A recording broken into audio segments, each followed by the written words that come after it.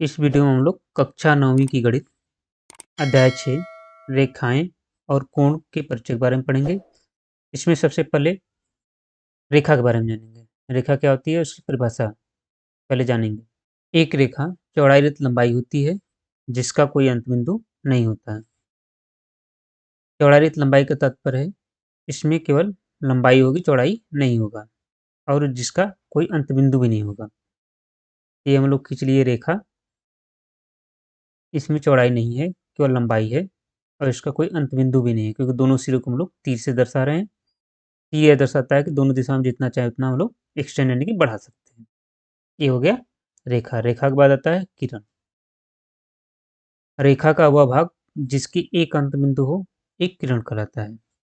रेखा का एक हिस्सा ही होता है, जैसे ये रेखा का एक हिस्सा है जिसका एक अंत बिंदु है।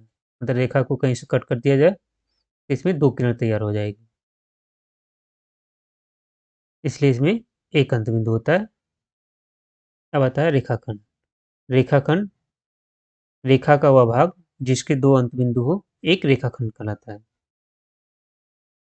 जैसे ये रेखा का वह भाग है, मान लीजिए इस सी को यहाँ से यहाँ कट कर जाए, ये क्या बन जाएगा, रेखाखंड होगा। इधर वाला हिस्सा क्या कहलाएगा, यहाँ से यहाँ तक का एक किरण कहलाएगी, ये भी किरण होगा। अब पूरा मिला दिया तो क्या बनेगा, एक रेखा। तो दोनों क्या है, किरण और रेखाखंड दोनों ही रेखा का हिस्सा होता है। अंतर क्या है कि किरण में एक अंत बिंदु होगा जबकि रेखाखंड में दो अंत बिंदु होंगे। इसके बाद आता है संरेख, मतलब संरेख बिंदु किसको कहेंगे। यदि तीन या तीन से अधिक बिंदु एक रेखा पर स्थित होते हैं तो उसको हम लोग संरेख बोलते हैं। जैसे ये हो गया रेखा, इस पे तीन या तीन से अधिक, जैसे एक ए हो गया, दूसरा बी हो गया, तीसरा सी, चौथा डी, चारों एक ही रेखा पर स्थित हैं तो इसको हम लोग बोलेंगे संरेख। जब चारों एक ही रेखा पर स्थित नहीं होंगे तो इसको असंरेख यानी नॉन कोलिनियर। जैसे ये की रेखा हो गई, जैसे मान लीजिए दो बिंदु इस रेखा पर स्थित है, तीसरा बिंदु बाहर है, चौथा बिंदु भी बाहर है, ये जो चारों पॉइंट्स होंगे इसको हम लोग बोलेंगे असंरेख, मतलब एक रेखा पे नहीं है। जबकि ये चारों क्या है, एक रेखा पे स्थित है, इसको इसलिए हम लोग संरेख बोलते हैं। अब इसके बाद आता है कि रेखाओं को खींचे कैसे। तो रेखाओं को, मतलब दो रेखाओं को खींचने के कितने प्रकार हो सकते हैं। दो रेखाओं को खींचने के दो प्रकार होते हैं। पहला होता है प्रतिच्छेदी रेखाएं, दूसरा होता है अप्रतिच्छेदी रेखाएं। प्रतिच्छेदी का मतलब जो एक दूसरे को काटती हैं, अप्रतिच्छेदी मतलब जो एक दूसरे को न काटती हैं। इसको हम लोग दूसरे शब्दों में समांतर रेखा भी कहते हैं, अप्रतिच्छेदी को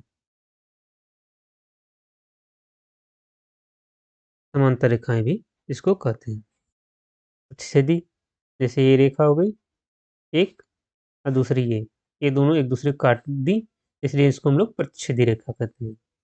जब एक दूसरे को न काटती, जैसे ये रेखा, ये दोनों एक दूसरे को नहीं काटेंगे, इसको हम लोग बोलेंगे समांतर रेखाएं। इन दोनों के बीच की दूरी, चाहे जिस बिंदु पर हम लोग नापे, दोनों क्या होती है, बराबर होती है। दोनों के बीच की दूरी चाहे यहाँ नापे चाहे यहाँ नापे, ये सब क्या होगा, अंतर समान होगा, इसलिए इसको बोलते हैं समांतर रेखाएं या अप्रतिच्छेदी रेखाएं। अब इसके बाद आता है कोण। जब दो किरणें एक ही अंत बिंदु से प्रारंभ होती हैं तो एक कोण बनता है। एक ही अंत बिंदु से मतलब होता है कि एक ही जगह से, जैसे ये यहाँ से एक किरण निकली ऐसे, दूसरी किरण निकल गई ऐसे, तो एक कोण बनता है। ये क्या बनाता है, कोण। कोण मीन्स होता है कोना, यहाँ कोना बन रहा है। तो जो कोण बनाने वाली क्या होती है, किरणें होती हैं, उनको हम लोग भुजा कहते हैं। ये भुजा हुआ, जिसको इंग्लिश में आर्म या फिर साइड्स कहते हैं, ये भी भुजा है। जो वनिष्ठ अंत बिंदु है, जैसे यहाँ से दोनों किरणें प्रारंभ हुई, जिसको हम लोग शीर्ष कहते हैं, जिसको इंग्लिश में वर्टेक्स कहते हैं। अब आता है कि इसको पढ़ेंगे कैसे? जैसे मान लीजिए ये कोड बना हुआ है, मतलब ये दोनों क्या हैं? किरण हैं, ये अंतबिंदु है, इसको मान लेते हैं O, इसको A, इसको B, ये बन गया कोण। हम लोग इसको पढ़ते हैं एंगल AOB, जो बीच में होता है वही कोण होता है। AOB बता रहा है, ये O जो इसमें है कोण है। अब आता है कि कोण के प्रकार कितने होते हैं? तो कोण विभिन्न प्रकार के होते हैं, जिसमें मुख्यतः 5 प्रकार होते हैं। पहला आता है उसमें न्यून कोण, वह कोण जिसका मान 0 से अधिक हो लेकिन 90 से कम हो, वो कोण क्या कहलाता है? न्यून कोण। जैसे इसमें x का मान 0 से अधिक है, 90 से कम है। कोई ज़रूरी नहीं कि न्यून कोण इधर ही बने, न्यून कोण इधर भी बन सकता है। जैसे एक किरण यहाँ से निकल रही है, दूसरी किरण इधर जा रही है, ये जो कोण बन रहा है ये भी न्यून कोण ही है। ये भी क्या है? देखिए, ये भी न्यून कोण है। हमें कोण से मतलब है, किस डायरेक्शन में उससे नहीं मतलब है। ये जो अंदर वाला कोण बन रहा है ये क्या कहला रहा है? न्यून कोण, क्योंकि इनका मान 0 से अधिक होगा, 90 से कम। 0 से अधिक से मतलब होता है 1 अंश का हो जाए, चाहे 2 अंश का हो जाए, चाहे 5 अंश का हो जाए, चाहे 25 अंश हो, चाहे 27 अंश हो, चाहे 80 अंश हो, ये सारे क्या कहलाएँगे? ये सब न्यून कोण के उदाहरण हैं। अब इसके बाद आता है दूसरा समकोण। जब 2 किरणों के बीच बनने वाला कोण 90 अंश के बराबर होता है, इसको हम लोग समकोण कहते हैं। जैसे ये, इसमें भी डायरेक्शन से कोई मतलब नहीं, बस 90 अंश होना चाहिए। जैसे ये बन रहा है, ये भी क्या है? समकोण है। इधर भी बन रहा है जो, ये क्या है? समकोण है, ये भी 90 अंश का। हमें डायरेक्शन से कोई मतलब नहीं, मतलब दिशा से कोई मतलब नहीं।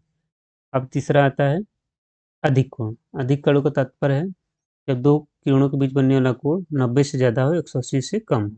जैसे यहाँ जेड बना है एंगल, वो क्या है? 90 से ज़्यादा है, 180 से कम है। इसमें भी दिशा से कोई मतलब नहीं है।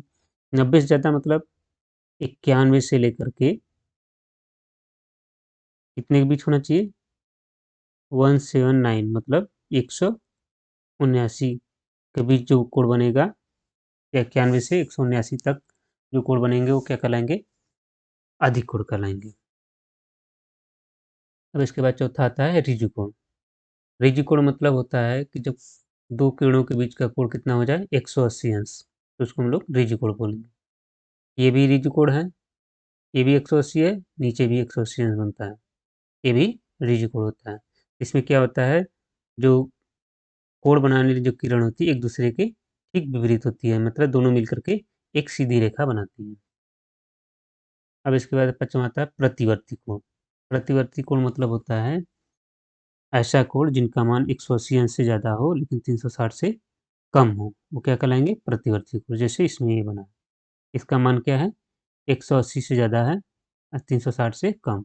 180 से ज़्यादा मतलब 181 भी हो सकता है, 182 भी हो सकता है, 320 अंश भी हो सकता है, ये सब क्या कहलाएँगे? प्रतिवर्ती कोण।